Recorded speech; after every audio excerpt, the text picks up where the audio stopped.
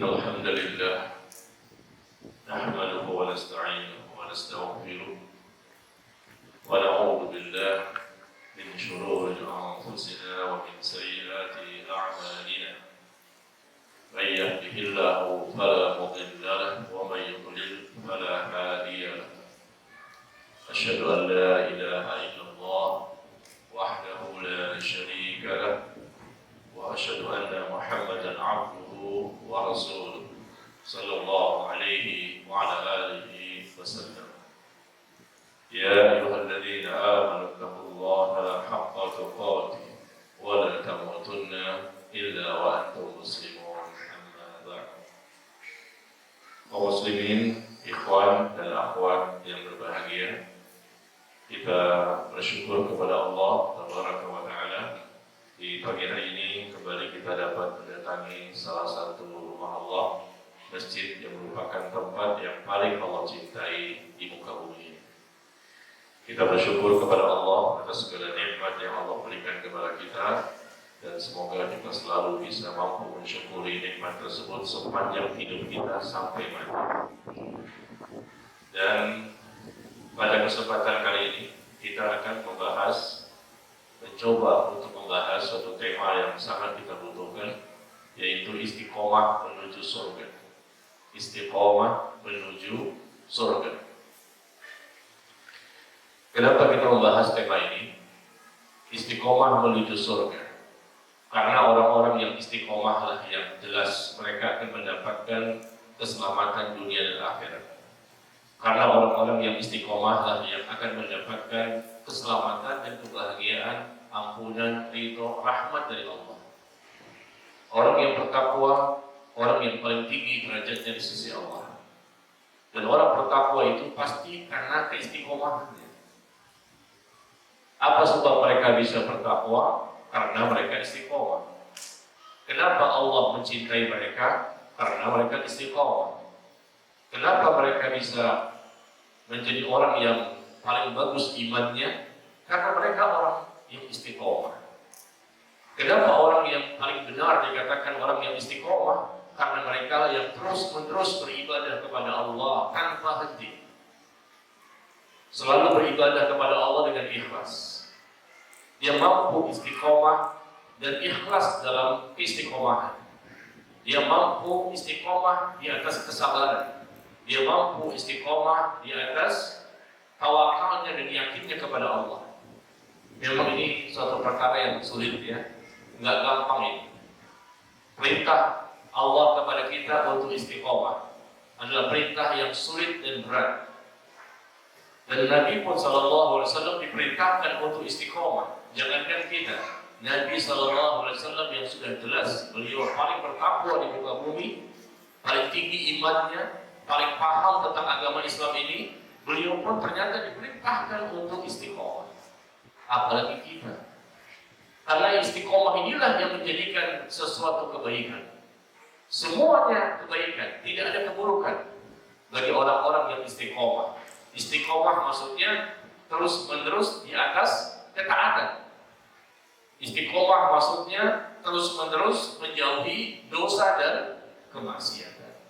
Istiqomah maksudnya terus-menerus menyikapi dengan sikap yang benar dalam menghadapi ujian dan cobaan yang ada selama di dunia.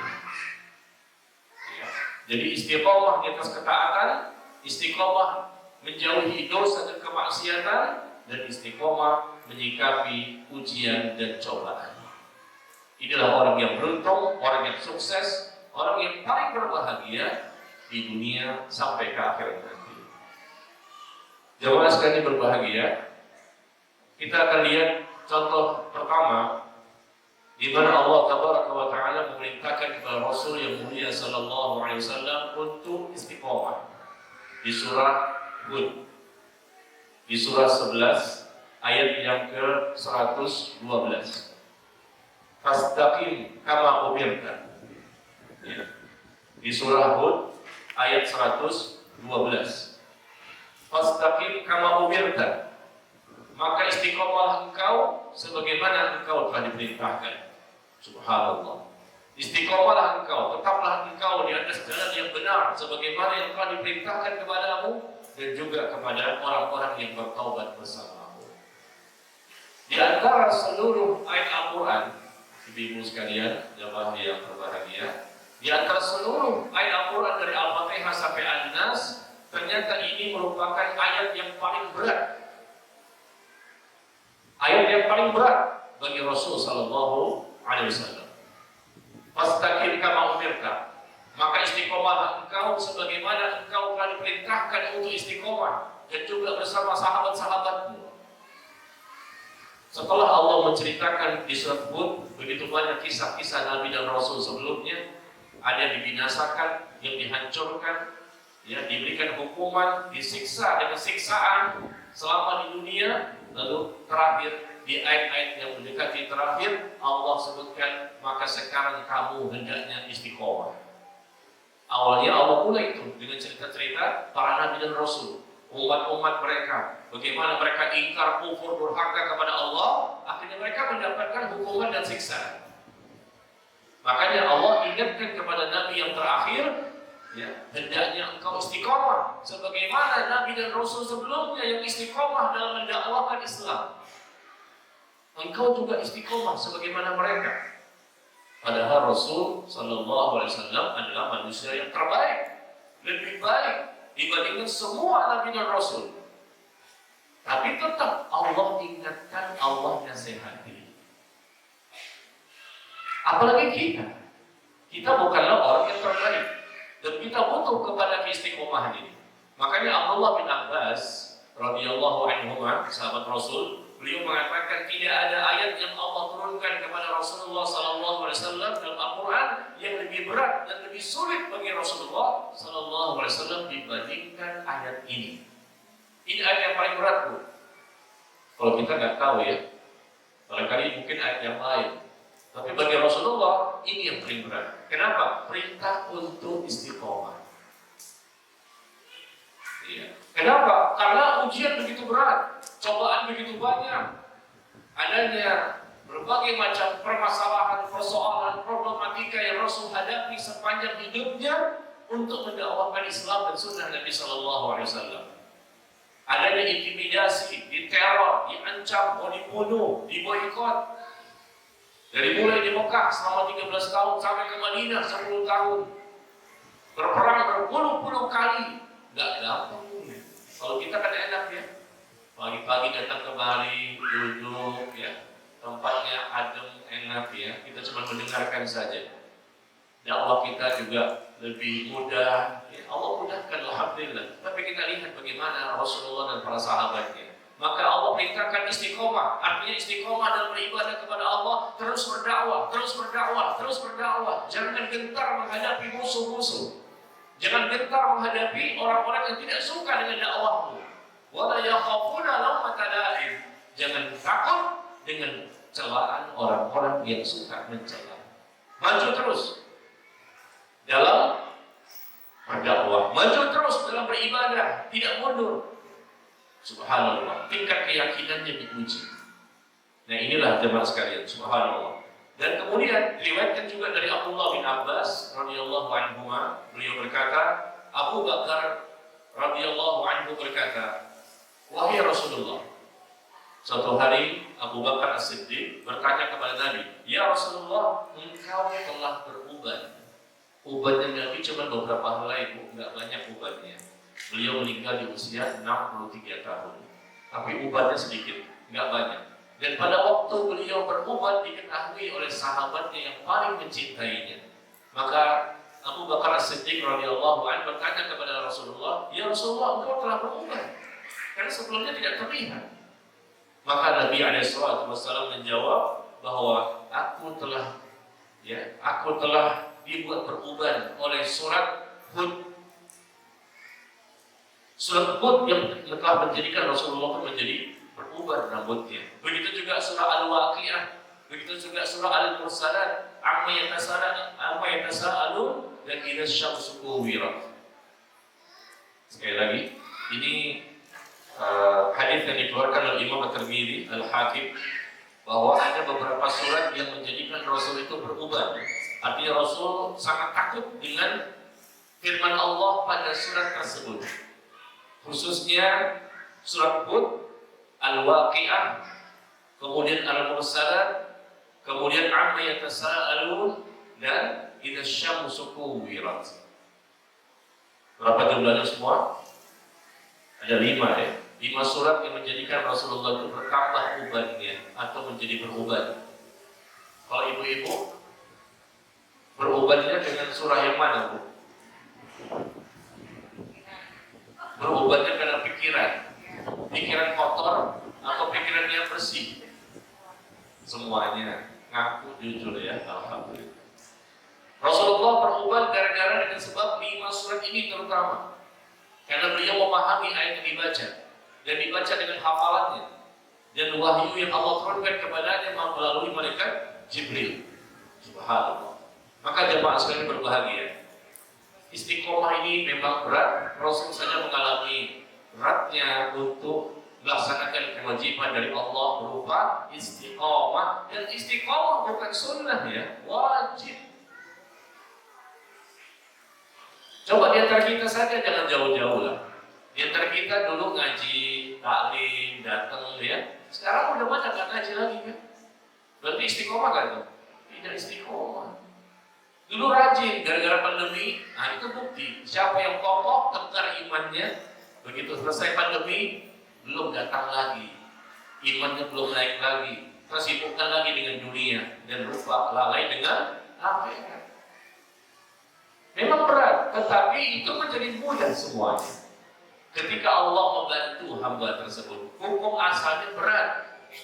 Tapi ketika kita memiliki niat, tekad, semangat, adanya doa, adanya usaha ikhtiar yang maksimal, alhamdulillah Allah pun menjadikan kita mudah untuk bisa istiqomah. Orang yang istiqomah itu bukan berarti nggak punya dosa ya. Orang yang istiqomah bukan berarti nggak punya dosa. Dia punya dosa, cuma kebaikannya lebih banyak dibandingkan dosa. Orang yang istiqomah bukan berarti tidak pernah turun iman. Orang yang istiqomah itu kadang iman naik, kadang iman turun, bisa mengalami mereka. Cuma naiknya iman lebih banyak, lebih sering dibandingkan turunnya iman. Itu maksudnya. Jangan salah kaprah ya. Jangan sampai memahami bahwa orang yang istiqomah itu nggak pernah turun iman, mereka selalu tidak pernah berbuat dosa. Nggak mungkin. Kalau mereka masih manusia, statusnya pasti pernah berbuat dosa. Cuma kebaikannya lebih banyak dibandingkan keburukannya. Dan mereka berusaha ikhtiar mati-matian, habis-habisan dari waktu, tenaga, pikiran, harta, bahkan jiwa. Mereka kerahkan untuk bisa menjadi hamba yang terbaik, hamba yang bertakwa, hamba yang Allah cintai. Nah itu perjuangan mereka luar biasa, pengorbanan mereka luar biasa. Dan mereka bukan orang yang bersantai-santai, berleha-leha, makan tidur, rekreasi sana sini, makan tidur, nggak begitu. Itu bukan orang istiqomah. Orang istiqomah itu pasti capek, pasti letih, pasti lelah selama hidup di dunia. Lelah di dunia sebentar, nggak lama, tapi mereka nanti bersantai-santai dan berbahagia di mana? Di akhirat. Dan yang mereka kerjakan bukan hanya perkara yang wajib. Orang istiqomah itu pasti mengerjakan yang wajib dan yang sunnah. Banyak perkara sunnah mereka kerjakan. Salat yang wajib pasti, salat sunnah pun banyak. Salat duha, qobliyah, ba'diyah, ya, salat tahajud, bangun malam, itu merupakan kebiasaan rutinitas. Saya belum bisa pun seperti itu. Kalau ibu-ibu sih udah bisa ya. Saya belum sampai levelnya. Saya masih banyak dosa. Saya berusaha untuk lebih baik, tapi kalau ibu-ibu sepertinya sudah sampai. Betul gak sih? Sudah sampai Bu ya? Ya, baik. Kita akhiri pertemuan kita. Untuk apa lagi saya ceramah sama orang yang sudah sampai? Istiqomah menuju surga, sudah sampai Bu? Belum, baru sampai. Masih Masjid Al-Fauzin. Istiqomah kita mungkin sudah ada lah, sedikit banyak ada lah, 1-2 barangkali, meskipun banyak kekurangannya ya. Tapi Saya membahas tema ini sengaja pada pagi hari ini supaya ingin mengajak diri saya pribadi dan seluruh jamaah yang hadir. Ayo kita istiqomah. Istiqomah dalam ngaji, taklim datang terus, jangan males ya. Maunya online aja terus. Nggak boleh online.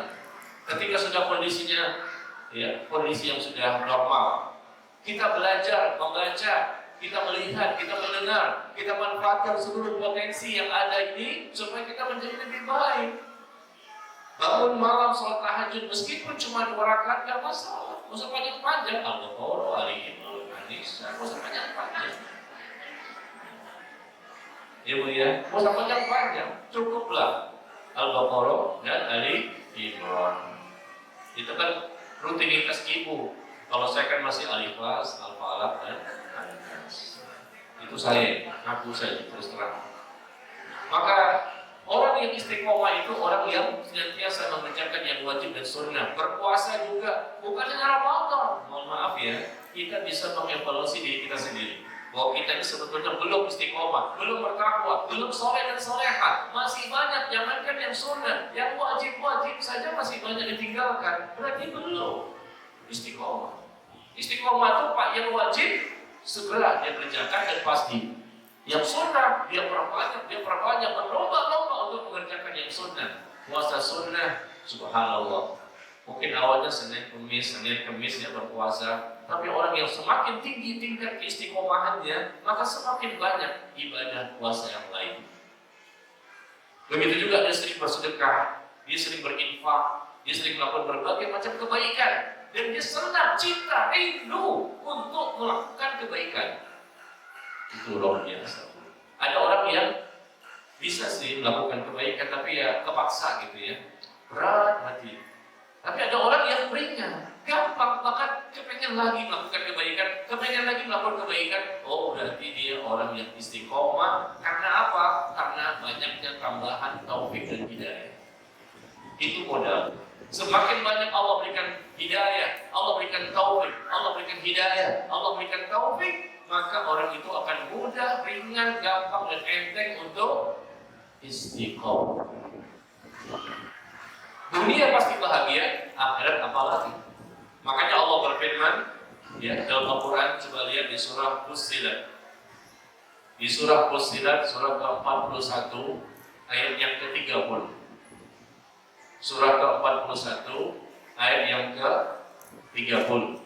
Innal ladzina qalu rabbuna Allah thumma istaqamu tatanazzalu 'alaihimul malaikah alla takhafu wa la tahzanu wa abshiru bil jannati allati kuntum tu'adun. Ya, coba kita lihat surah Fussilat, surah ke-41 ayat yang ke-30 tentang istiqomah. Di mana Allah Tabaraka wa Ta'ala berfirman, sesungguhnya orang-orang yang berkata Rabb kami adalah Allah. Berarti akidahnya kuat, akidahnya benar. Sesungguhnya Rabb kami adalah Allah. Kemudian dia istiqomah. Allah menggunakan kalimat istiqomah di sini. Kalau sebelumnya di surat Hud, Allah perintahkan kepada Rasulullah, Fastaqim kama umirta, istiqomahlah engkau sebagaimana yang telah diperintahkan kepadamu. Nah sekarang di surah Fussilat Allah memberikan informasi berita gembira bagi orang-orang yang istiqomah. Sesungguhnya orang-orang yang mengatakan Rabb kami adalah Allah, kemudian dia istiqomah. Istiqomah di atas akidah yang benar, di atas ibadah yang benar, di atas akhlak yang benar, di atas muamalah yang benar. Dia bertauhid dan tidak menjadikan dunia sebagai tujuan. Tujuannya akhirat, itu orang yang istiqomah. Tapi kalau tujuan kita masih dunia, susah untuk menjadi orang yang istiqomah. Dan di sini Allah menjelaskan bahwa karena dia orang yang bertauhid, akidahnya benar, dan dia istiqomah, berusaha untuk lebih baik dan lebih baik, menjalani terus-menerus ketaatan kepada Allah yang wajib maupun yang sunnah, terus-menerus menjauhi dosa dan kemaksiatan selama hidupnya, terus-menerus menyikapi dengan sikap yang benar, sabar, ikhlas, ridha, gak bersangka kepada Allah, dan bersyukur kepada Allah dalam menghadapi musibah, ujian dan cobaan yang tertimpa kepadanya, maka nanti di detik-detik terakhir kehidupannya selama di dunia ini selesai, sudah detik-detik terakhir datang menjelang kematian. Sebelum dicabut nyawanya oleh malaikatul maut, maka apa yang terjadi? Malaikat pun turun kepada orang yang akan mati tersebut dengan mengatakan, Allah takhafu wa la tahzanu. Jangan kamu takut dan jangan kamu bersedih. Apa maknanya di sini? Malaikat memberikan informasi kepada orang yang akan mati tadi. Dia pasti bertakwa, saleh dan salehah, dan Allah katakan dia akidahnya benar dan istiqomah dalam berbagai macam kebaikan. Maka malaikat mengatakan, jangan kamu takut dengan kehidupan setelah kematian. Jangan kamu bersedih dengan apa yang kamu tinggalkan, istri, suami, anak, rumah, semua harta ditinggalkan. Ini berita gembira, Bu, demi Allah terjadi bagi orang yang meninggal dunia dalam kondisi husnul khatimah.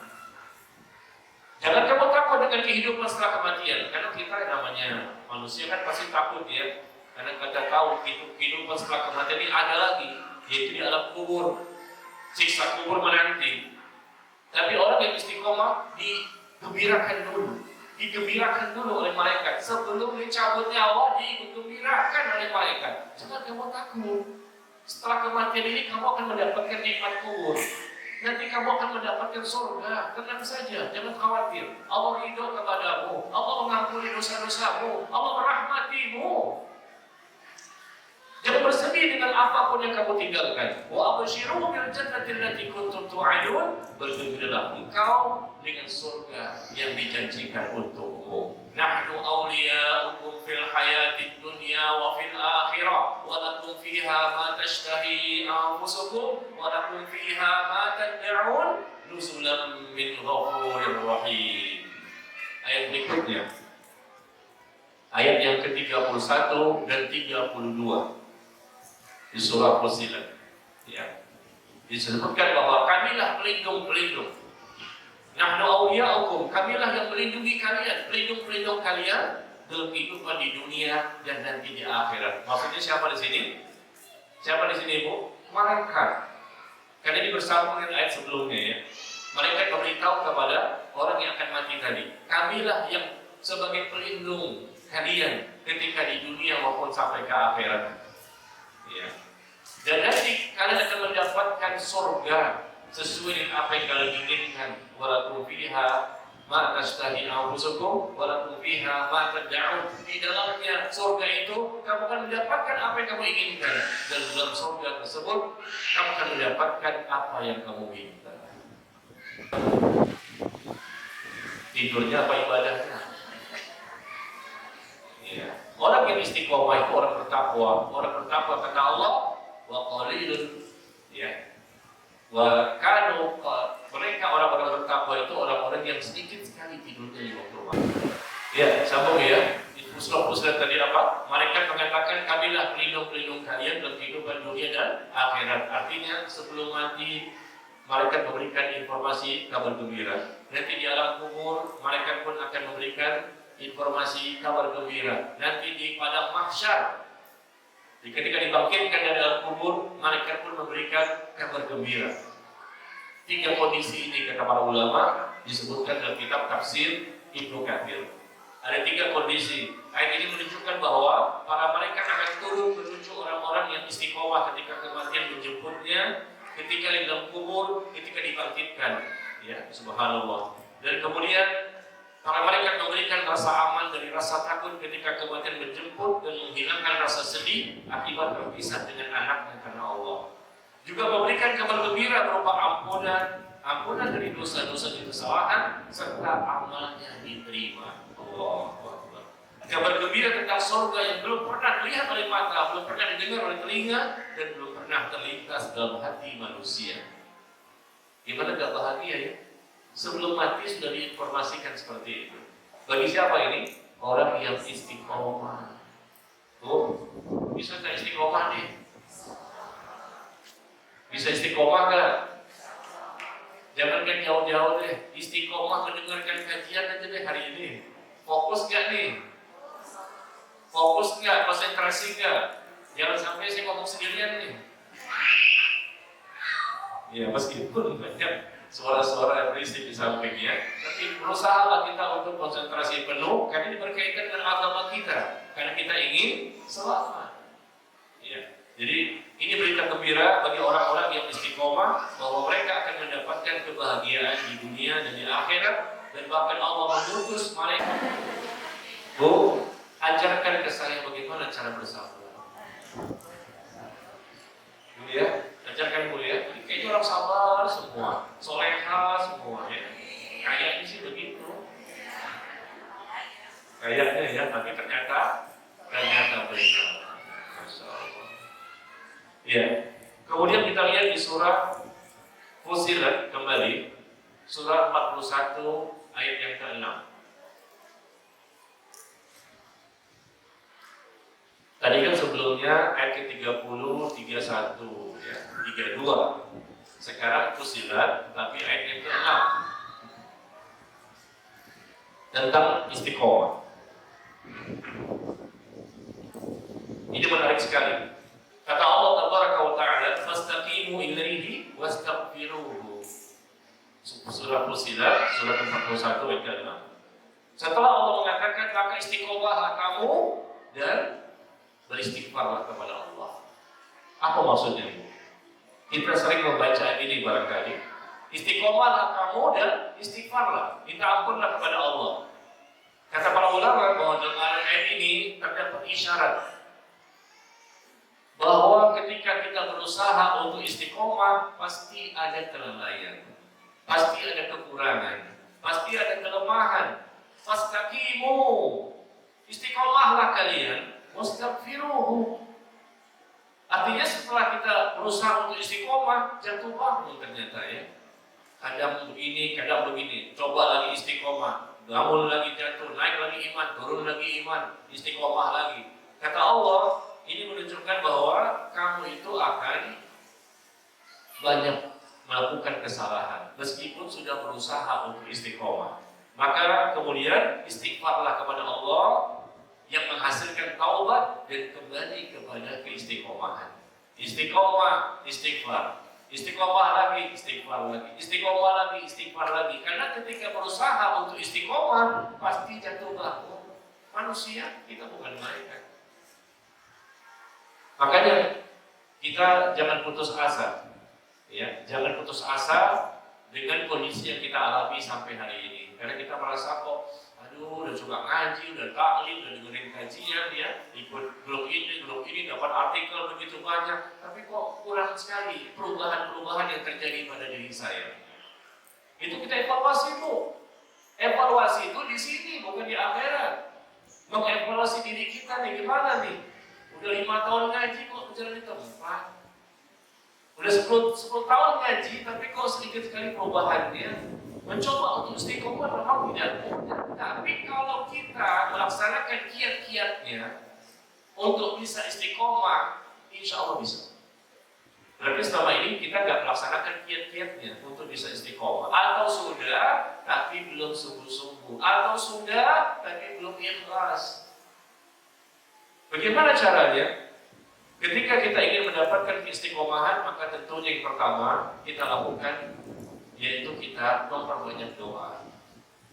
Rabbana la tuzigh qulubana ba'da idh hadaitana wa hab lana min ladunka rahmah innaka antal wahhab. Wahai Tuhan kami, ya, jangan Engkau palingkan hati kami setelah Engkau berikan hidayah kepada kami. Kita minta istiqomah di sini. La tuzigh qulubana, jangan Engkau palingkan hati kami, jangan Engkau sesatkan kami setelah Engkau berikan hidayah. Teguhkan kami di atas Al-Quran dan As-Sunnah, teguhkan akidah kami, teguhkan ibadah kami. Jadi permintaan, doa, perbanyak doa kepada Allah ya. Ya muqallibal qulub, tsabbit qalbi ala dinik. Wahai yang membolak-balikkan hati, teguhkan hatiku dalam agama, di atas ketaatan kepadamu. Mungkin kita kurang doa, makanya kita nggak bisa istiqomah. Orang yang istiqomah itu berarti bertakwa. Berarti apa modal mereka? Yang pertama, mereka memperbanyak doa untuk bisa istiqomah. Allahumma aqrimni bittaqwa wal istiqomah. Bu, pernah nggak berdoa seperti itu? Apa artinya? Allahumma aqrimni bittaqwa wal istiqomah. Ya Allah, muliakan aku dengan ketakwaan dan istiqomah. Muliakan diriku, angkat derajatku dengan ketakwaan dan istiqomahan. Allahumma akrimni bitaqwa wal istiqomah. Muliakan ya Allah, berikan kemampuan kepadaku untuk bisa menjadi orang bertakwa dan bisa menjadi orang yang istiqomah. Jadi kontinu ya, doa ini dibaca. Yang kedua, barangkali niatnya tidak ada, kurang niat, tekad dan semangat sehingga susah untuk istiqomah. Maka kurang doa. Yang kedua mungkin kurang niatnya, tekad dan semangat. Semua orang yang mampu istiqomah itu karena kuat semangatnya dan ada kemauan di hatinya. Dorongan itu sangat kuat sekali, ya, sehingga dia bisa terus-menerus dalam keistiqomahan. Memang Allah yang menjadikan itu semua, tapi Allah juga melihat sejauh mana apa yang ada di hati kita ini. Rabbukum a'lamu bima fi nufusikum. Rabb kalian mengetahui apa yang ada di hati kalian. Kalau kita seandainya memang ada keinginan untuk istiqomah, Allah jadikan kita istiqomah. Subhanallah ya. Itu yang kedua. Mungkin tidak ada niat dan tekad dan semangat yang tinggi. Yang ketiga, kenapa susah untuk istiqomah? Karena mungkin kita kurang ilmu. Untuk mencapai istiqomah itu butuh ilmu. Ya.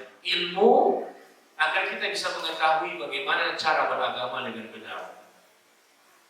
Bagaimana berakidah yang benar, bagaimana beribadah dengan benar, bagaimana memahami Al-Quran dan Hadis. Kalau kita tidak berilmu, susah untuk menjadi orang yang istiqomah. Dengan kita berilmu, kita mengetahui apa saja keutamaan orang yang istiqomah. Dengan berilmu, kita bisa mengetahui ancaman-ancaman, ya, sesuatu hal yang sangat menakutkan bagi orang yang tidak mau istiqomah. Ilmu itu semuanya. Termasuk ayat yang tadi kita baca tadi, surah Fussilat, surah Hud, surah ini, gimana ya kisah-kisah para nabi dan rasul yang begitu banyak yang menceritakan tentang perjuangan mereka. Kita harus berilmu dalam masalah ini. Yang keempat, mengamalkan ilmu. Dengan berilmu menyebabkan tumbuhnya rasa takut kepada Allah. Ilmu itu menyebabkan tumbuh rasa takut. Ya, itu ilmu yang berkah. Ilmu bermanfaat, ilmu yang ikhlas, menumbuhkan rasa takut kepada Allah, dan ketika diamalkan ilmu itu pun akan bertambah iman. Iman semakin bertambah. Kalau kita ingin istiqomah, amalkan ilmu, amalkan berbagai macam perkara yang diwajibkan, yang disunahkan. Insya Allah kita mampu istiqomah. Kenapa istiqomah bisa? Karena iman kita bertambah-tambah. Sebagaimana Allah sebutkan di surah An-Nisa ayat ke-66. An-Nisa surah keempat ayat yang ke-66. Walau annahum fa'alu ma yu'azuna bihi lakana khairan lahum wa ashadda tathbita. Seandainya mereka melaksanakan perintah-perintah yang diwajibkan kepada mereka, ya, pengajaran-pengajaran yang diberikan kepada mereka, mereka amalkan. Ilmu itu bukan hanya sekedar koleksi ilmu, tulisannya banyak, catatannya banyak, buku juga banyak di rumah, meskipun masih plastikan. Enggak bermanfaat itu. Tapi diamalkan ilmu. Kata Allah, seandainya mereka mengamalkan pengajaran-pengajaran, nasihat, dakwah yang disampaikan kepada mereka, mereka amalkan dengan ikhlas dan tentunya ilmu yang benar sesuai sunnah, maka itu lebih baik bagi mereka dan akan lebih menguatkan iman mereka. Wa asyaddu tathbita. Kata Allah akan lebih menguatkan iman ketika kita mengamalkan ilmu. Nah, kalau kuat iman gimana? Mampulah kita istiqomah. Istiqomah ini kan masalah keimanan. Setelah kita berdoa kepada Allah, lalu kemudian kita tadi yang kedua, memiliki niat tentunya, atau mungkin niat yang pertama, doa yang kedua silakan saja dibolak-balik. Niat dan tekad yang semangat yang tinggi yang ada di hati. Yang ketiga kita berilmu, ilmunya benar. Yang keempat mengamalkan ilmu. Karena dengan kita mengamalkan ilmu semakin kuat imannya. Coba ibu kalau sering-sering melakukan yang sunnah, insya Allah. Jangan yang wajib ya. Jalankan yang wajib. Yang sunnah saja ibu sering-sering lakukan, semakin dekat kepada Allah dengan yang ikhlas tentunya niatnya dan sesuai sunnah, tata cara ibadah semua benar, maka dilakukan dengan khusyuk, merasakan nikmat ibadah, manisnya ibadah, lezatnya ibadah. Coba rasakan. Iman mau semakin naik. Semakin mudah untuk istiqomah setelah itu. Kenapa? Karena Allah yang menguatkan. Karena Allah melihat kita berusaha untuk menjadi lebih baik. Kita melaksanakan pendekatan diri kita kepada Allah yang sunnah ringan, yang wajib apalagi lebih ringan. Kadang-kadang kan ada orang begini Bu, jangankan yang sunnah, yang wajib aja berat, kan begitu. Jangankan yang sunnah, yang wajib aja berat sekali. Kenapa? Karena itu kurang doa, nggak punya niat dan tekad semangat yang tinggi. Yang ketiga, nggak mungkin dia tidak berilmu.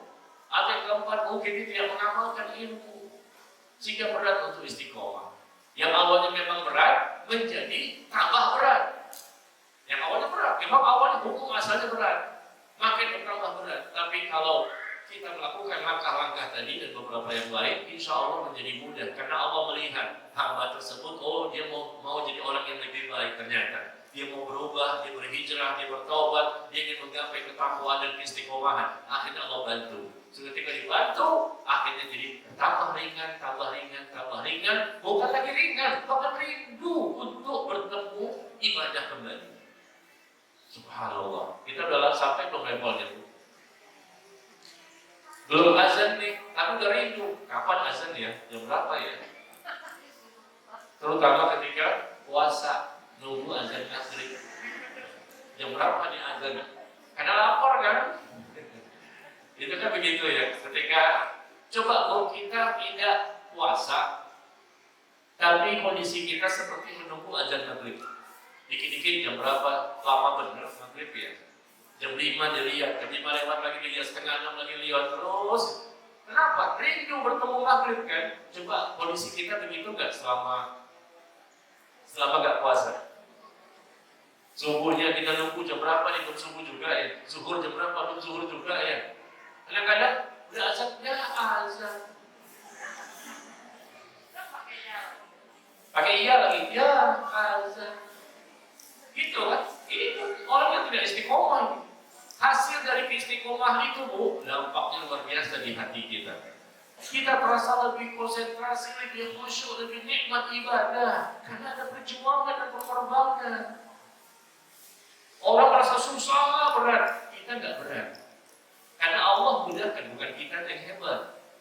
Allah mudahkan karena dilihat oleh Allah bahwa kita ada usaha. Maka kita sama-sama nih ya, berjuang ya. Siap berjuang? Siap berkorban?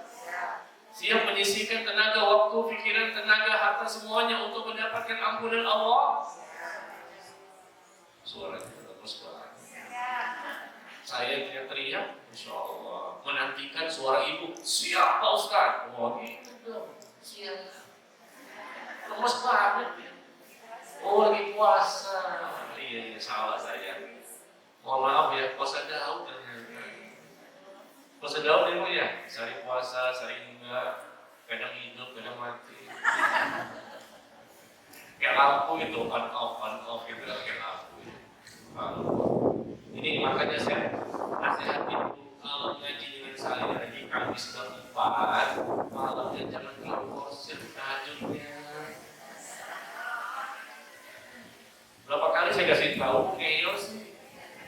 Kamis keempat tuh, malamnya jangan terlalu forsir tahajud, baca Quran berjus. Akhirnya paginya ketika ngaji, lemes. Ya kan? Saya sebetulnya lemes juga sih, cuma saya paksain untuk semangat supaya ibu juga semangat Bu ya. Coba kalau saya lemes, ibu semangat gak? Gak semangat kan?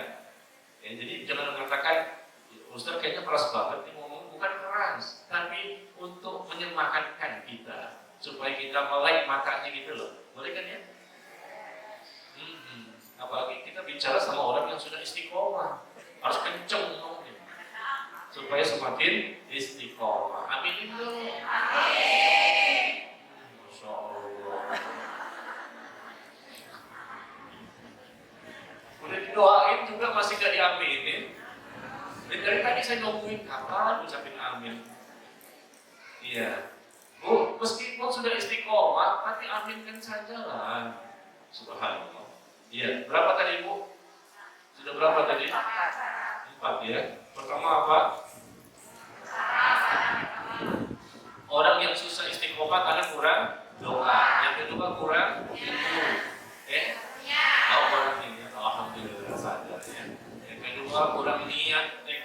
semangat yang tinggi, yang ketiga kurang ilmu itu nggak ada. Pasti orang bodoh itu nggak bisa istiqomah.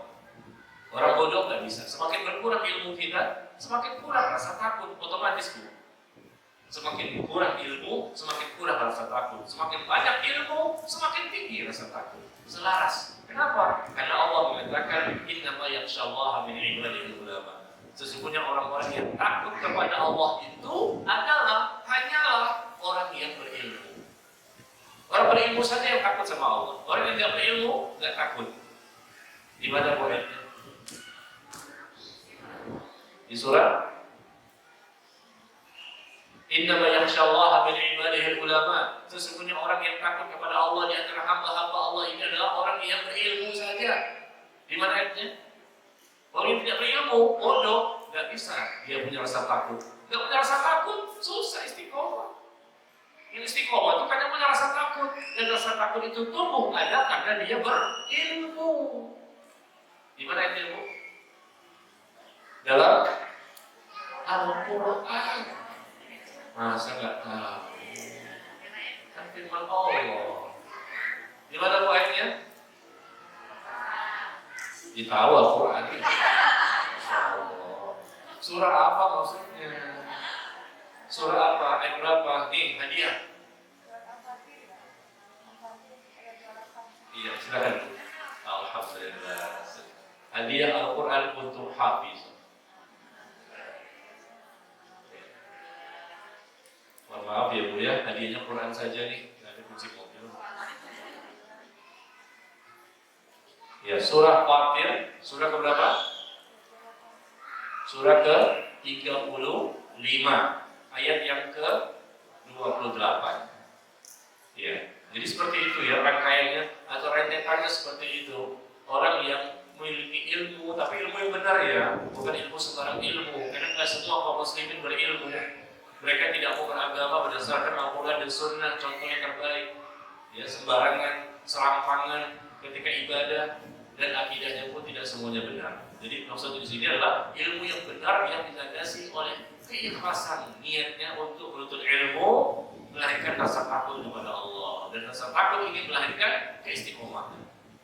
Yang keempat baru mengamalkan ilmu. Ya, mengamalkan ilmu ini pun juga berdampak positif, bisa bertambah iman, makin kuat imannya. Kok orang ini hebat ya? Bukan dia yang hebat, tapi Allah yang memberikan dia kekuatan dan ketaatan yang luar biasa karena Allah melihat dia ada usaha mengamalkan ilmu. Di mana tadi surah An-Nisa ayat 66. Yang kelima, bisa jadi ada orang yang susah untuk istiqomah. Kenapa? Karena dia bergaul dengan orang-orang yang jauh dari keistiqomahan. Dia bergaul dengan orang-orang yang jauh dari agama, jauh dari ketaatan, banyak dosa dan kemaksiatan, mengakibatkan dia sulit untuk istiqomah. Ya, maka bergaulah dengan orang-orang yang baik, yang mereka dekat kepada agama, yang mereka ini masya Allah punya rasa takut kepada Allah, dan mereka ini orang-orang yang bertakwa. Insya Allah kita juga akan terwarnai. Kemudian yang keenam. Kenapa ada orang yang susah untuk istiqomah? Kalau istiqomah ini kita harapkan menuju surga dari Allah, menuju surganya Allah untuk bisa mendapatkan surga. Kenapa sulit? Karena dunia menjadi tujuan. Dunia menjadi tujuan, bukan akhirat. Dan dunia ada di hatinya. Selama seseorang itu menjadikan dunia sebagai tujuan dan dunia masih ada di hatinya yang dia pikirkan yang lebih banyak persentasenya dibandingkan memikirkan akhirat, maka susah untuk istiqomah, susah untuk merasakan nikmat ibadah. Ya, orang yang istiqomah itu pasti dunia sudah tidak ada lagi di hatinya. Dunia di tangan, akhirat di hati. Dia tidak menjadikan dunia sebagai tujuan, dunia hanya sarana. Ya, sebagai musafir yang berangkat sebentar menuju tujuan kita, tempat kembali kita akhirat, kampung halaman kita adalah surga. Mohon maaf ya Bu ya, ini yang saya sampaikan 1, 2, 3, 4, 5, 6 kelihatannya remeh ya, kelihatannya gampang, tapi ternyata tidak semua yang melakukannya. Inna Allah la yughayyiru ma biqaumin hatta yughayyiru ma bi anfusihim. Sesungguhnya Allah tidak merubah kondisi seseorang sampai orang itu mau merubah dirinya sendiri. Ada nggak usah? Allah tak akan merubah dia menjadi istiqomah. Tapi Allah akan merubah dia mampu istiqomah, bahkan istiqomahnya sampai mati. Bukan cuma 1 hari. Kadang-kadang 1 bulan semangat, jangan 1 bulan Bu. Hari ini kita semangat, besok kendor lagi. Nanti mendekati hari kiamat, paginya beriman, sorenya kafir. Cepat sekali Bu, kafirnya itu orang. Ini masalah yang terjadi. Kata Nabi SAW, fitnah yang luar biasa akan datang kepada suatu masa nanti di mana paginya orang beriman, sorenya kafir. Kenapa bisa seperti itu? Paginya beriman, sore kafir. Paginya kafir, sore beriman. Gampang sekali bolak-baliknya seperti itu. Kenapa? Dia menjual dunianya. Dia menjual dunianya untuk dunia. Dia menjual akhirat untuk dunia. Semua untuk dunia. Dia jual agamanya. Ya bi'udinahu, dia jual agamanya untuk dunia. Maka terjadi fitnah yang luar biasa, tidak bisa mampu untuk istiqomah. Maka poin ke-6 ini, perhatikan ya, hendaknya jangan letakkan dunia di hati kita. Dunia memang kita butuhkan. Kita sedang hidup di dunia, tapi dunia bukan segala-galanya. Makanya ada orang yang ngaji, setelah itu nggak ngaji lagi, turun iman. Ya Allah, ibu itu kemana? Lagi nggak ngaji Ustaz, lagi haid. Enggak, kenapa? Turun iman, nggak lagi istiqomah. Saya yakin siapapun kita, saya dan semuanya yang mengalami turunnya iman yang terus-menerus, kontinu, bahkan persentasenya banyak, karena tidak melakukan yang kita sebutkan tadi. Yakin, sedikit doanya, sedikit ilmunya, sedikit mengamalkan ilmu, nggak punya niat dan tekad dan semangat yang tinggi, dan seterusnya, pasti itu dunia masih ada di hati. Akhirnya apa? Lebih banyak futurnya, turun iman dibandingkan naiknya iman. Bawaannya males aja. Ibu-ibu di sini gimana Bu? Banyakan males apa semangat? Masya Allah. Banyakan males apa sungguh-sungguh? Allahu Akbar, walillahil hamd. Nggak salah nih ya. Banyakan sungguh-sungguh ya dibandingkan males ya. Oh, Masya Allah, pagi beribadah, siang ibadah, sore ibadah, malam ibadah. Apa bentuknya? Makan tidur. Oh, bukan. Itu orang lain. Makan itu ibadah, tidur ibadah, tidur ibadah, tidak masalah. Cuma yang jadi masalah adalah kalau terlalu berlebihan, tidur aja terus ya. Padahal kita ini banyak hal yang mesti kita pahami, yang kita ketahui, dan kita amalkan. Nah, jadi istiqomah menuju surga ini kalau bisa. Dari mana? Dari semua yang kita lakukan itu berbuah hasil yang positif, yang banyak. Maka Allah sebutkan, Innal ladzina qalu rabbuna Allah tsumma istaqamu fala khaufun 'alaihim wala hum yahzanun. Ya. Ulaika ashabul jannati khalidina fiha jazaa'an bima kanu ya'malun. Di mana tuh itu? Innal ladzina qalu rabbuna Allah tsumma istaqamu fala khaufun 'alaihim wala hum yahzanun.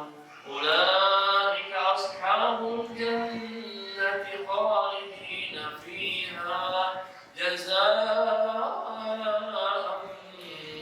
bima kanu ya'malun. Gimana? Bukan fusilat. Fusilat yang tadi saya sebutkan bunyinya beda kan? Sesungguhnya orang-orang yang mengatakan Rabb kami adalah Allah, kemudian mereka istiqomah. Sama awalnya dengan fusilat tadi. Orang yang mengatakan Rabb kami adalah Allah, kemudian mereka istiqomah, fala khaufun 'alaihim wala hum yahzanun. Maka mereka tidak memiliki rasa takut. Dan mereka pun tidak bersedih, karena malaikat memberikan kabar gembira kepada mereka. Mereka tidak takut dan tidak bersedih. tidak takut dengan kehidupan setelah kematian karena mereka mengatakan dia diampuni dosanya, dia akan masuk surga. Dan tidak bersedih karena dia pun tahu bahwa kehidupan setelahnya akan lebih baik. Apa sih yang mereka dapatkan? Ulaika ashabul jannati khalidina fiha.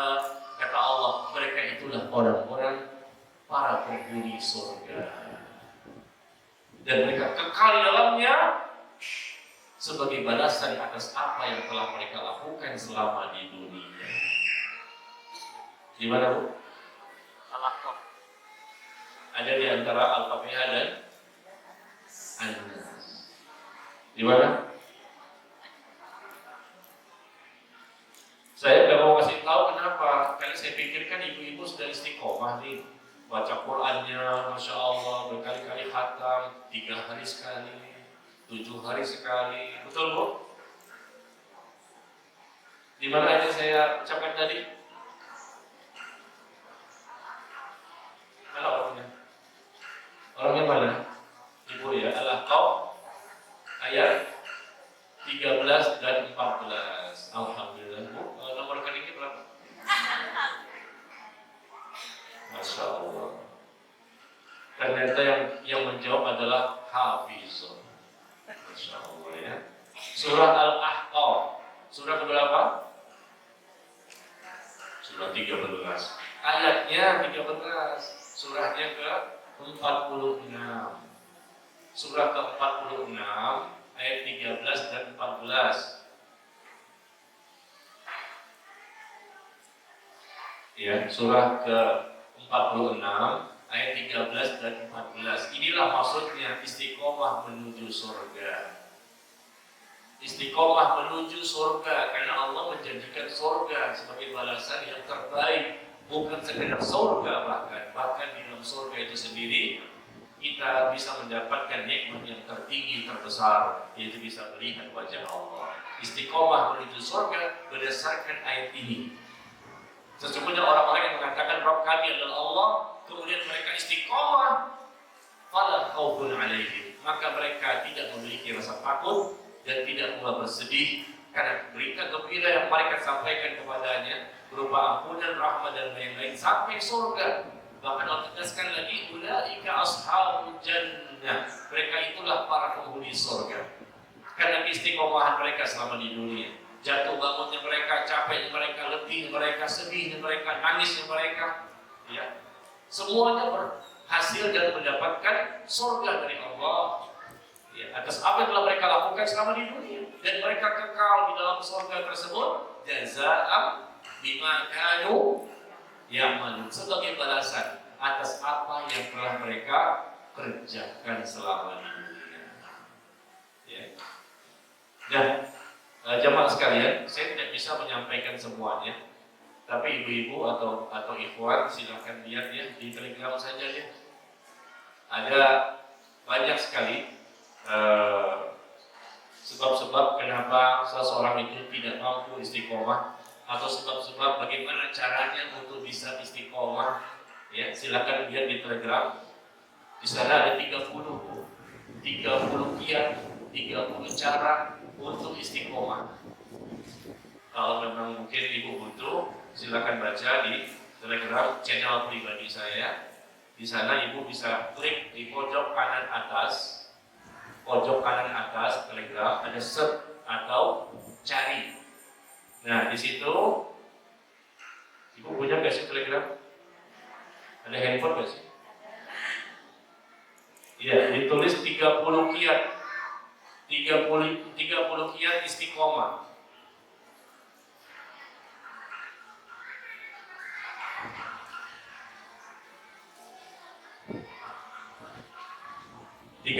Kiat istiqomah, kemudian enter. 30 kiat istiqomah. Habis itu enter, keluar artikelnya. Ya, silakan lihat di Telegram saya dan Nazmi Umar. Nanti klik di pojok kanan atas sebelah kanan, itu ada fasilitas search atau cari. Ya, cari artikel yang kita inginkan. Nah, tulis 30 kiat istiqomah, akan keluar Ada?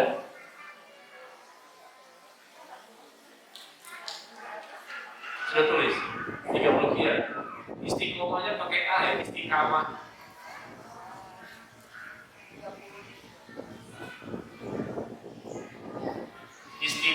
Tulisannya istiqamah. Nah, ada kan? Jadi bukan pakai O ya, bukan istiqo, tapi istiqam. O, maksudnya Q dan A, istiqamah. Ada? Ibu yang lain dapat? 30 kiat istiqamah. Yang belum punya Telegram, install dong. Masya Allah. Ya, memang kami nggak butuh Ustaz, karena kami tersibuk dengan membaca Al-Quran. Masya Allah. Nah, silakan lihat ya, 30 istiqomah. Bagaimana cara-cara istiqomah? Ini ada semuanya, silakan dibaca. Dan tidak mungkin saya sebutkan satu persatu. Ini memudahkan saja maksudnya, memudahkan kita untuk bisa memahami apa yang kita bahas. Ya, sampai di sini ada pertanyaan, Bu? Silakan.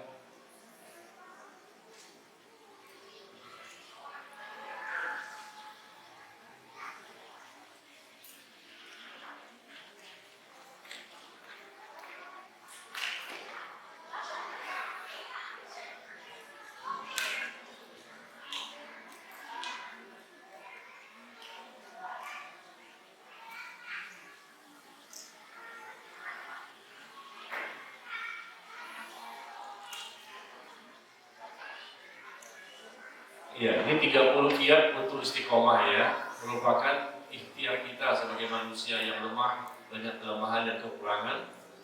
Ya, tentunya kita mencoba melakukannya dengan serius, sungguh-sungguh. Insya Allah sampai mati kita bisa istiqomah. Wa'bud rabbaka hatta ya'tiyakal yaqin. Sembahlah Rabbmu, sembahlah Allah. Sampai kapan? Sampai datangnya kematian kepadamu. Sampai mati kita ibadah. Allah menyuruh kita demikian. Sembahlah Rabbmu, wa'bud rabbaka hatta ya'tiyakal yaqin, sampai datang kematian kepadamu. Nah, untuk bisa sampai mati tetap ibadah dengan ibadah yang terbaik nggak mudah. Ini butuh istiqomahan. Nah, mudah-mudahan dengan 30 cara ini kita bisa pahami dan kita amalkan ya.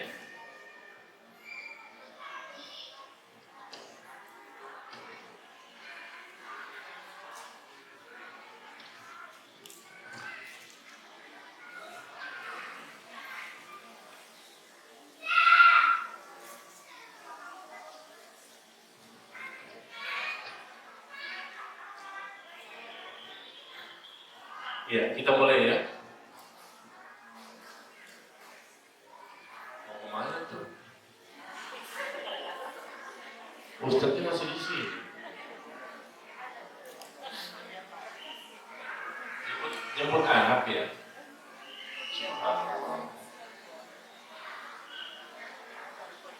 Saya kalau tinggal begitu pengen pulang juga. Iya. Iya nggak apa-apa, Bu, bercanda doang. Kan hanya ibunya malu tuh, sedih nangis tuh, Masya Allah. Assalamualaikum Ustaz. Waalaikumsalam warahmatullahi. Yang ingin ditanyakan adalah, apakah Anda termasuk orang yang tidak istiqomah? Apakah Anda termasuk orang yang tidak istiqomah? Karena ketika umur semakin tua, Anda beribadah yang sunnah agak berkurang.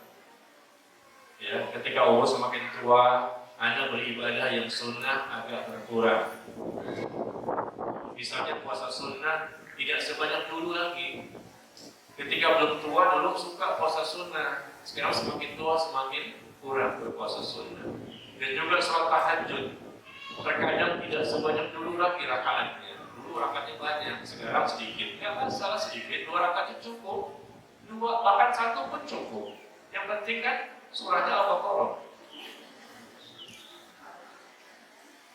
Usia Anda sekarang Ustaz 65 tahun. Oh, pantesan 65 ya. 65 tua gak sih? Belum. Tua tuh 100. 65 belum tua, Bu. Ya. Ini siapa yang nanya nih? Kawan deh yang muda-muda ya. Di sini kelihatannya masih muda-muda semua, 24, 25 paling. Tapi di sini kan 65, kayaknya nggak ada 65 deh yang hadir. Oke lah, 65 ya. Memang sudah sewajarnya Bu, semakin tua semakin lemah fisik kita, dan ini merupakan tanda-tanda dekatnya kematian. Maaf ya, bukan doain. Memang begitu kan idealnya. Yang muda juga mati, tapi orang yang semakin bertambah, ya lepas kan. Fisik kita semakin lemah, semakin banyak sekali kekurangannya. Maka ini bisa jadi pertanda dekatnya kematian. Maka kita harus seharusnya semakin banyak tanda-tanda, banyaknya uban, makin lemah, makin tidak kuat seperti dulu. Seharusnya kita semakin semangat. Idealnya kan begitu kan? Tapi saya pengen semangat Ustaz, tapi nggak bisa juga. Ya sudahlah, semampu kita. Fattaqullaha mastata'tum, kata Allah, bertakwalah kepada Allah semampu kalian. Tapi malu kita Bu, kalau kita lihat cerita-cerita para ulama terdahulu ya, bagaimana para ulama seperti Atha bin Abi Rabah atau yang lainnya, ulama besar di zaman tabi'in, ketika mereka sudah 80 tahun loh, nggak bisa lagi beribadah sebagaimana ibadah-ibadah sebelumnya. Hanya bisa di usia 80 tahun ketika tahajud hanya bisa Al-Baqarah sama Ali Imran saja. Hanya Al-Baqarah sama Ali Imran saja ketika 80 tahun. Bagaimana sebelumnya? Ya. Jadi kalau kita lihat bagaimana subhanallah ya, lemahnya mereka tapi masih dahsyat dibandingkan lemahnya kita. Kita merasa sudah 40, 50, 60, ya 65, 70 lemah Ustaz. Kita minta apa? Minta alasan. Diberikan pembenaran. Saya sudah tua, nggak apa-apa ya. Kan sudah tua nih, udah lemah. Pembenaran, oke lah, nggak masalah. Tapi kalau kita lihat yang lain kok bisa lebih dahsyat? Kenapa kita nggak bisa? Contoh tadi baru satu loh, masih banyak yang lain. Suwaid bin Ghaflah rahimahullah, beliau menjadi imam sholat tarawih di bulan Ramadan. Dan beliau menjadi imam berusia berapa? 120 tahun. 120 tahun jadi imam sholat tarawih. Di belakangnya siapa? Para tabi'in, generasi setelah sahabat. Rata-rata di belakang mereka para hafiz Quran. Tapi dia terpilih jadi imam. Berarti bacanya masih bagus. Kekuatannya masih Masya Allah. 120 tahun. Suwaid bin Ghaflah rahimahullah. Artinya ya, memang kita juga, saya pun merasakan juga udah mulai nggak kayak dulu lagi gitu ya. Tapi jangan menjadikan pembenaran langsung kita jadi malas gitu loh maksud saya. Memang berasa, ya berasa memang sudah nggak kayak dulu lagi, cepat capek, cepat lelah, siang-siang pengen tidur. Dulu nggak tidur siang nggak masalah, sekarang kayaknya perlu deh tidur siang. Ya, dulu kalau tidur siang masih kuat, jalan ke Bandung bolak-balik masih kuat. Sekarang jangankan ke Bandung, dari rumah ke masjid ini aja nih, pulang nanti langsung rebahan. Betul ya? Berasa memang. Ya, tapi tolonglah perhatikan bahwa ada orang lain yang lebih baik dibandingkan kita. Kok mereka bisa gitu loh maksud saya. Ini memotivasi.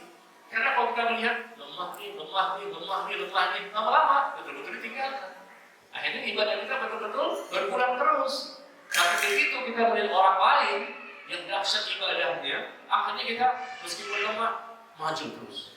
Nah, gitu. Meskipun lemah kita berusaha terus. Karena kita lihat orang lain kok bisa lebih tua dibandingkan kita.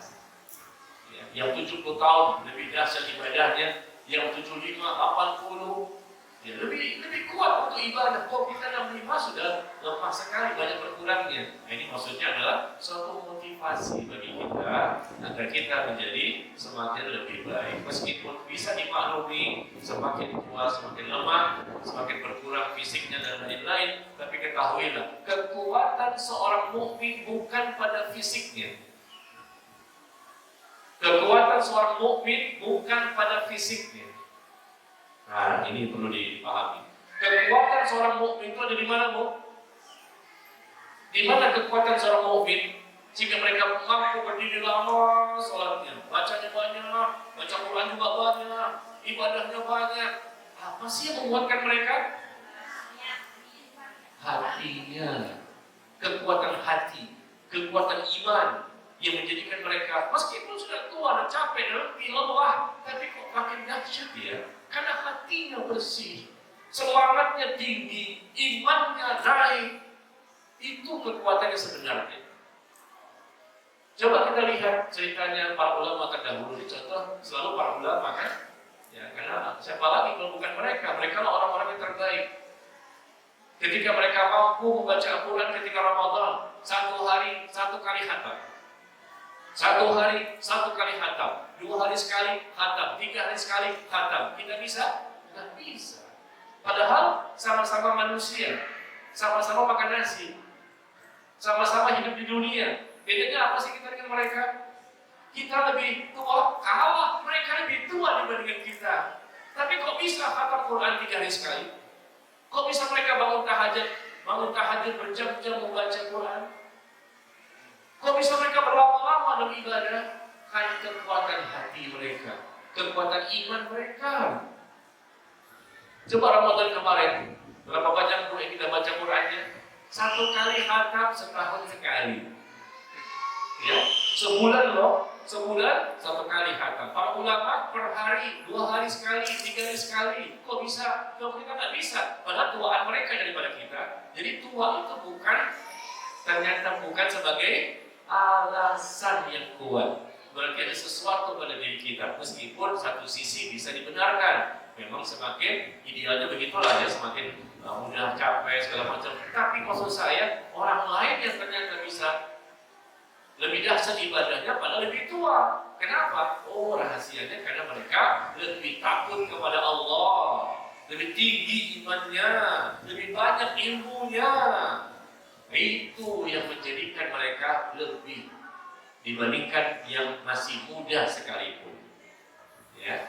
Jadi ibu jangan kecil hati ya, yang umur 65 ini. Ternyata ibu bisa lebih dahsyat dibandingkan usia 20 tahun. Ada orang nih ikut fitness, wah otot ya, tangannya berotot ikut fitness, angkat barbel, dia bisa angkat istrinya, angkat suaminya, Masya Allah. Istrinya bisa mengangkat suaminya, habis itu jatuh nih.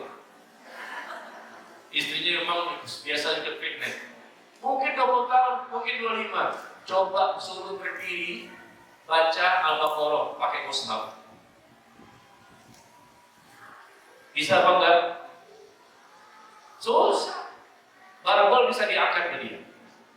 Bahkan suami pun bisa diangkat sama dia, saking kuatnya. Coba berdiri, baca Al-Baqarah, bisa? Susah. Begitu imam, alif lam mim, aduh, langsung down.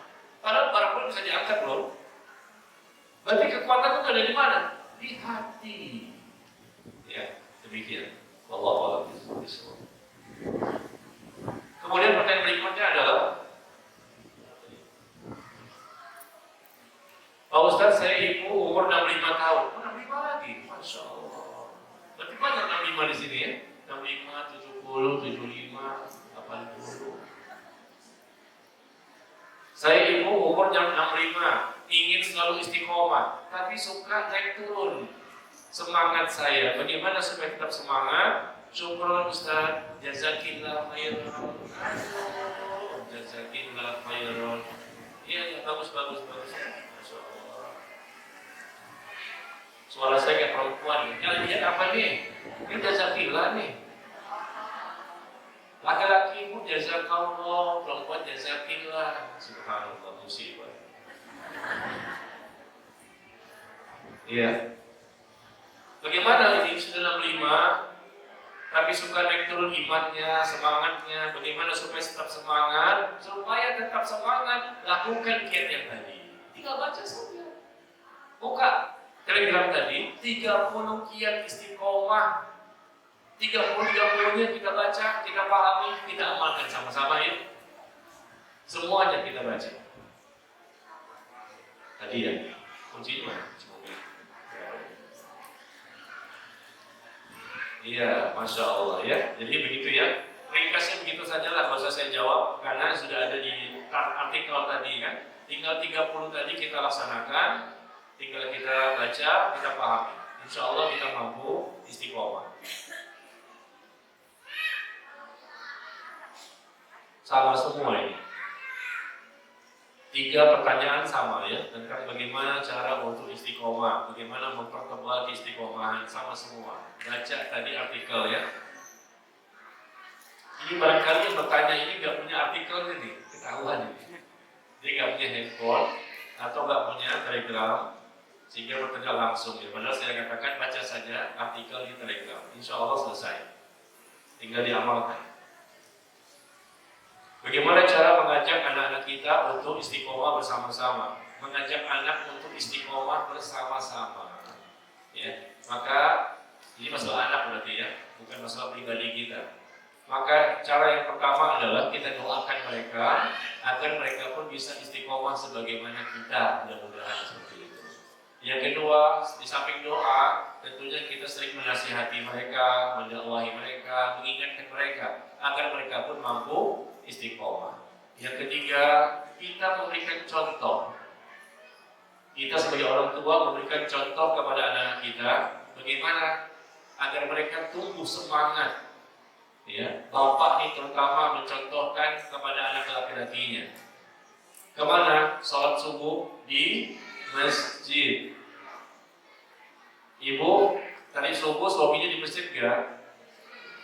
Salat subuh di masjid.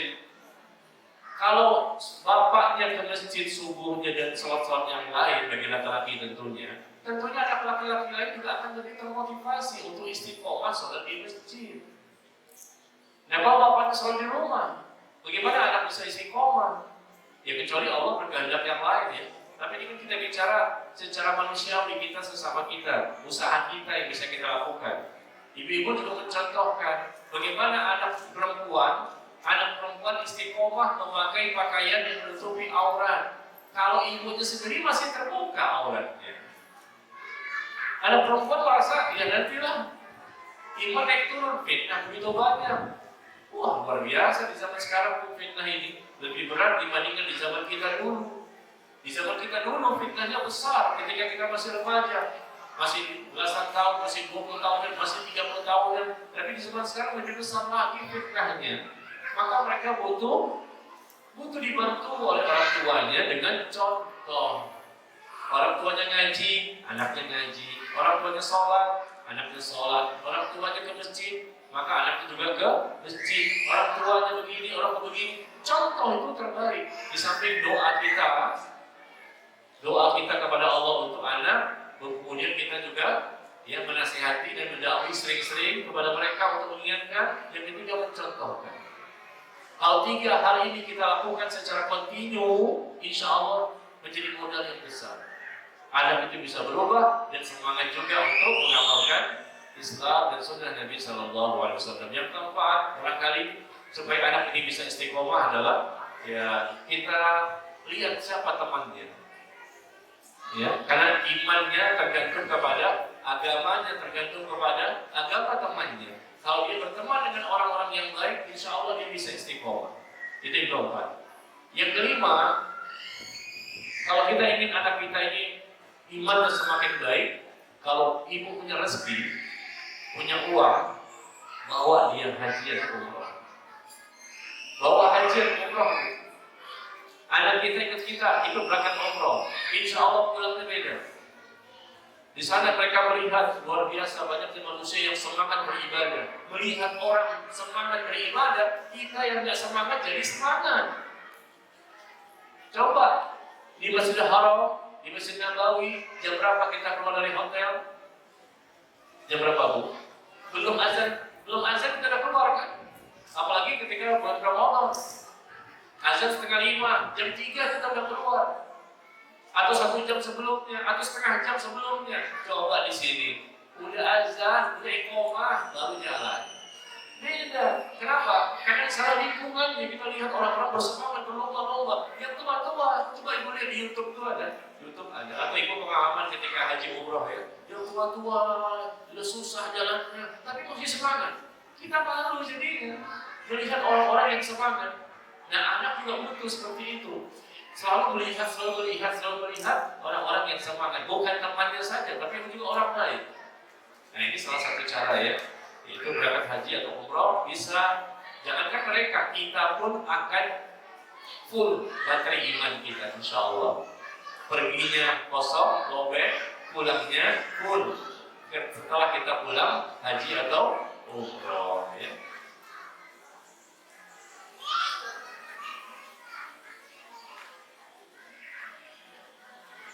Kemudian Pak Ustadz, saya dahulu belum paham agama ini. Ketika saya mengandung, hamil, membayar fidyah, nggak tahu hitungannya jumlah uang yang dikeluarkan. Apakah kesalahan saya dahulu bisa dibayar sekarang dengan puasa 1 bulan atau sejumlah uang? Pendapat yang lebih kuat adalah bagi wanita yang hamil dan dia berat untuk berpuasa Ramadan, cukup dia membayar fidyah saja. Tidak usah dibandingkan puasa, ya, karena dia berat. Kecuali sengaja untuk tidak berpuasa, ya. Artinya ketika tidak ada uzur, subhanallah, tidak ada uzur bagi dia, tapi dia ternyata sengaja untuk tidak berpuasa, ini dosa besar. Ya. Tapi bagi orang yang punya uzur seperti sakit, nah sakit maka dibayar, diqadha. Dia safar maka dibayar, dia qadha. Dia mungkin selain sakit haid, ya, haid atau nifas misalnya, maka nanti dibayar di qadha. Kalau tapi wanita hamil atau menyusui dan dia berat untuk berpuasa di bulan Ramadan, maka cukup dia membayar fidyah saja. Berapa hari dia nggak puasa? 10 hari. Mungkin pada waktu hamil dia nggak puasa 10 hari atau sebulan. Dia nggak puasa selama sebulan karena berat sekali untuk berpuasa ketika hamil atau menyusui, maka cukup membayar fidyah. Fidyah itu artinya memberi makan orang miskin. 1 hari 1 orang miskin, 1 hari 1 orang miskin. Kita berikan makan kepadanya nasi dengan lauk-lauknya. 1 orang saja. 1 hari 1 orang, 1 hari 1 orang. Ya, kalau dalam 30 hari selama Ramadan semuanya dia tidak berpuasa karena nggak kuat, maka dia mencari 30 orang dikumpulkan secara bersama-sama, dikasih semua makanan, 30 nasi kotak, 30 nasi padang misalnya, kasih ke mereka, selesai. Itu fidyah, memberikan makanan kepada orang miskin. Tidak perlu membayar puasa bagi yang memang berat untuk melakukan ibadah puasa karena hamil, menyusui, atau orang yang sakit menahun, atau orang tua yang sudah sangat tua dan tidak kuat berpuasa.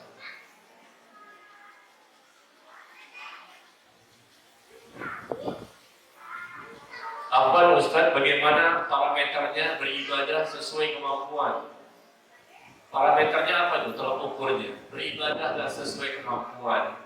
Artinya kita sudah mengerahkan seluruh kemampuan yang kita miliki, potensi kita, dari kesehatan kita, ya, fisik kita, harta kita, waktu kita, tenaga kita, semuanya sudah kita kerahkan. Dan setelah itu kita sudah tidak mampu lagi untuk beribadah. Ya sudah, nggak masalah. Yang wajib-wajib pasti dikerjakan, itu nggak mungkin ditinggalkan. Beribadah sesuai kemampuan. Parameternya gimana? Artinya ini ibadah-ibadah sunnah. Kalau wajib nggak mungkin ditinggalkan kecuali ada uzur. Kayak tadi misalnya puasa Ramadan, ya, ditinggalkan puasa Ramadan karena hamil, boleh, tapi konsekuensinya bayar fidyah. Ya. Ketika Ramadan wajib ditinggalkan, kenapa? Sudah tua renta, nggak apa-apa nggak puasa, tapi bayar fidyah. Kalau sholat bisa nggak Bu? Bisa nggak ditinggalkan sholat? Bisa. Kenapa? Dia gila. Boleh nggak sholat? Karena dia gila. Maka kalau kepengen nggak dosa karena nggak sholat, ya gila.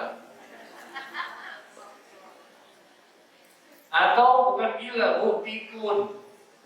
Orang yang pikunnya total, nggak ingat sama sekali, boleh nggak sholat? Karena sholat itu bagi orang yang berakal. Yang berakal, dia mengerti, dia memahami.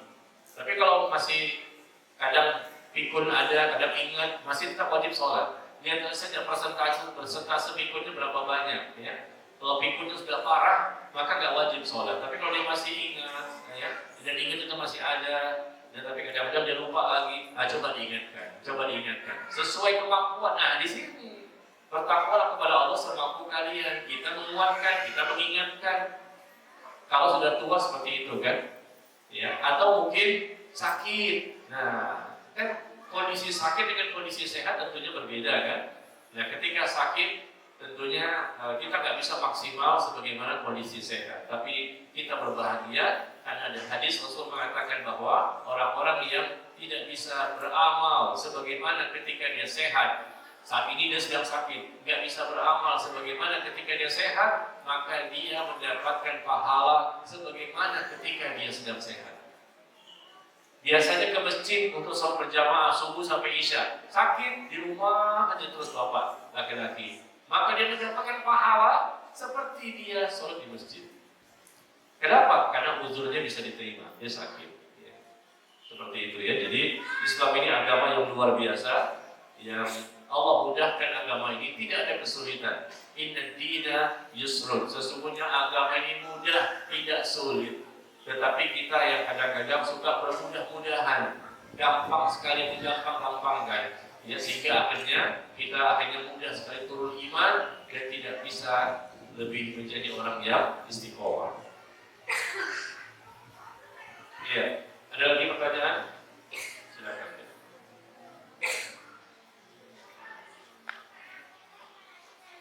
Iya, pertanyaan berikutnya adalah mohon dipindahkan ya mobil expander cross.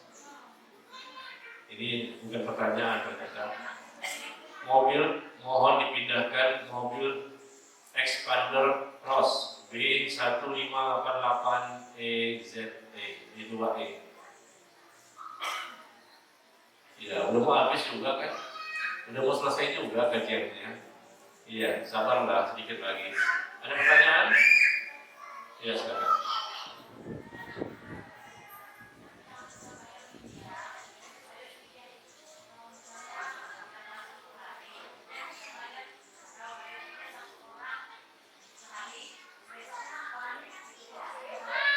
Oh ya, nggak apa-apa, orangnya sama ya. Hari ini orang itu, besok orang itu lagi, besok orang itu lagi, satu orang yang sama. Udah kita booking ya. Kita booking ya. Kamu jangan kemana-mana ya, karena 1 bulan saya kasih makan buat kamu. Kita kalau perlu nggak rantai, jangan kemana-mana. Ya boleh, nggak masalah. Satu orang yang sama. Tapi orang yang berbeda-beda juga nggak masalah. Ya, yang penting kita kasih kepada orang miskin. Orang miskin kita kasih ya sebanyak puasa yang kita tinggalkan. 5 hari, berarti 5 orang fakir miskin yang berbeda-beda atau 1 orang yang sama selama 5 hari. Cukup? Silakan.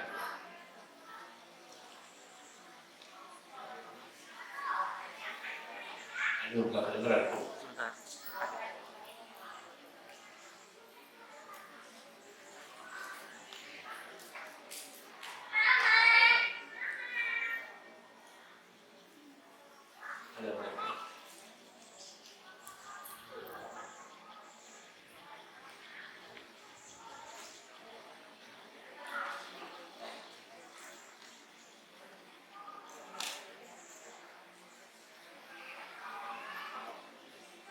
Ya sudah.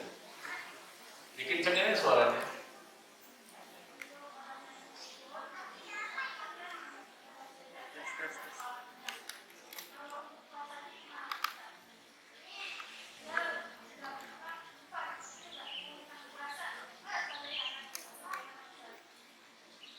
Kurang dengar saya.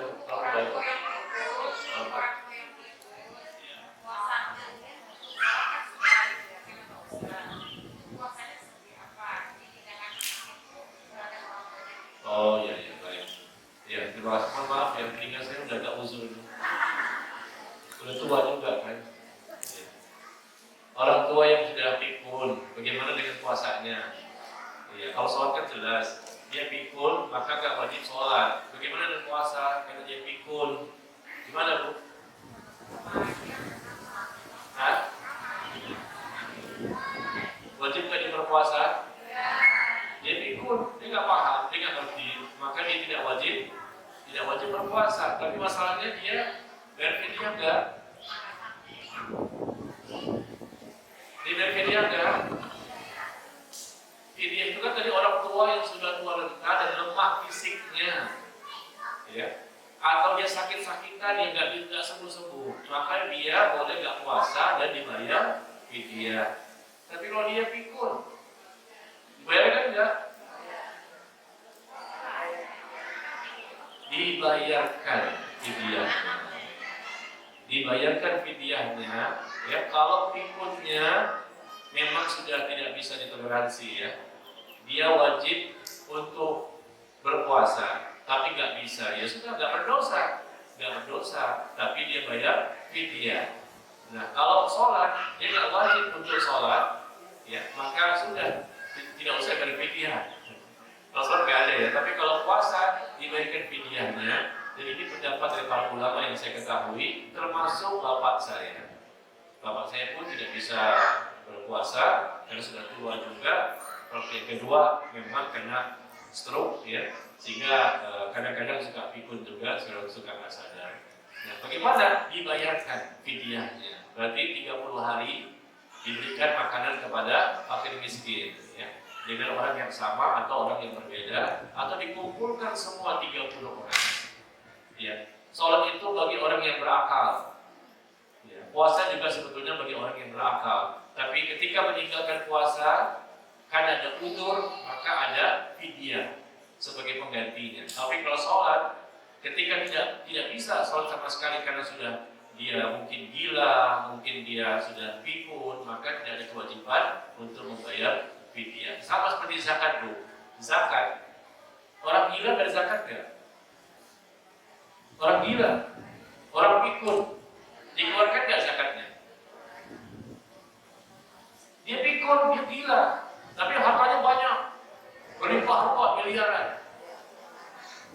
Kan dia gila, kan dia pikun, tapi uangnya $1 miliar. Dikeluarkan nggak zakatnya? Dikeluarkan. Nah, sama seperti puasa tadi. Untuk sholat saja yang memang tidak ada denda di situ, tidak ada kafarat ya, tidak ada hukuman. Tapi kalau masalah zakat tetap dikeluarkan, meskipun orang gila, orang pikun, nggak sadar, mungkin koma di rumah sakit, nggak setahun, 2 tahun, nggak sadar, tapi kekayaannya banyak, tetap wajib dikeluarkan 2,5% setiap tahun. Oleh siapa? Oleh anaknya. Gitu ya. Ya sama seperti puasa tadi. Wallahu a'lam bishawab. Iya, silakan.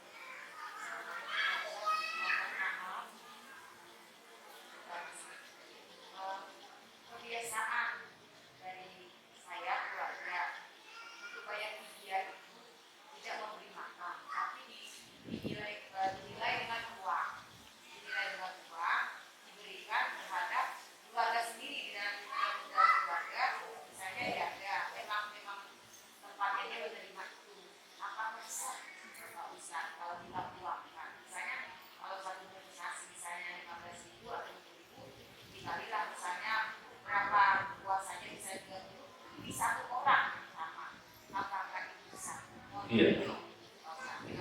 Kok jadi pertanyaan fidyah semua? Iya, tidak apa-apa. Iya. Itu nggak sah. Tidak sah. Fidyah itu memberikan makan, bukan memberikan uang. Bukan memberikan uang, tapi memberikan makanan. Dalilnya apa? Al-Baqarah ayat 184. Al-Baqarah 184 itu Al-Quran, di hadis juga ada. Wa 'alal ladzina yutiqunahu fidyatun ta'amu miskin.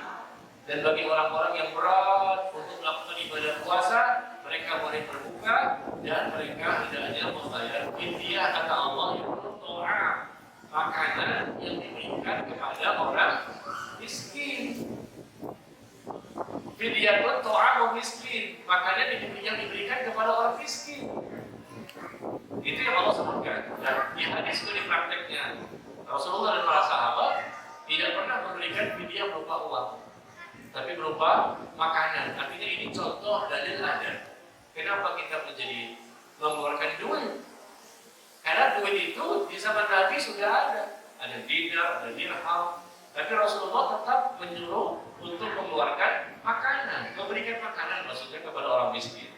Dan Allah pun langsung mengatakan di surah Al-Baqarah ya 184 bahwa fidyah itu dengan memberikan makanan kepada orang miskin. Ya, mohon maaf ibu ya. Jadi nggak boleh dengan uang itu karena dalil anjurannya nggak ada, tuntunannya nggak ada, contohnya nggak ada. Bagaimana kita pindahkan dengan uang? Sama seperti zakat fitri, zakat fitrah, ya. Zakat fitrah juga nggak pernah, Rasulullah nggak pernah, para sahabat nggak pernah dikeluarkan dengan uang. Zakat fitrah pun dengan beras, dengan makanan pokok penduduk setempat. Di zaman Nabi, zakat fitrah itu dengan apa? Kismis, gandum, kurma yang menjadi makanan pokok pada waktu itu. Duitnya ada, dinar ada, dirham ada, tapi Rasul menyuruh dengan makanan pokok. Nah di sini kita bukan kurma, makanan pokok kita, bukan gandum, bukan kismis, tapi beras. Maka kita keluarkan beras. Gitu ya, demikian. Siapa tadi?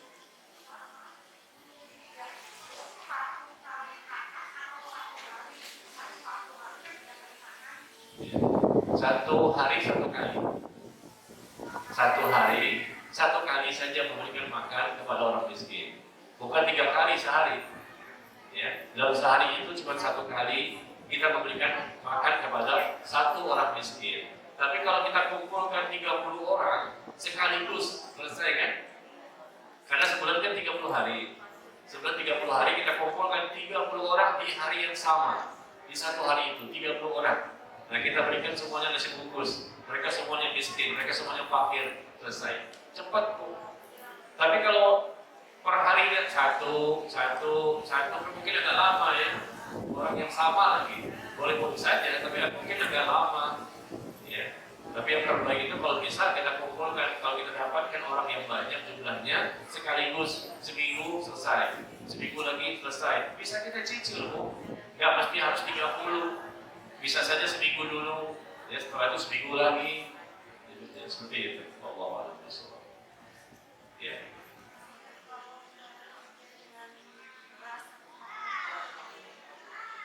Mengeluarkan fidyah dengan beras atau makanan pokok. Fidyah itu berupa beras, ya, dengan atau makanan pokok diperbolehkan, ya. Diperbolehkan ya setengah liter kita berikan kepada orang-orang miskin boleh. Tapi yang terbaik adalah makanan yang sudah jadi, siap saji tinggal dimakan. Karena kita ini kan berikan kepada orang miskin. Kita kasih beras sama mereka, mungkin ada yang kesulitan juga untuk masaknya lagi, memberatkan mereka ya. Barangkali kalau kita berikan makanan yang sudah jadi, ini meringankan mereka, tinggal makan itu lebih baik. Tapi bukan berarti tidak boleh pakai beras, boleh. Boleh juga kita kasih beras saja kepada mereka setengah liter. Demikian. Jadi tema kita tentang apa hari ini? Fidyah. Tema kita tentang fidyah hari ini ya ternyata ya.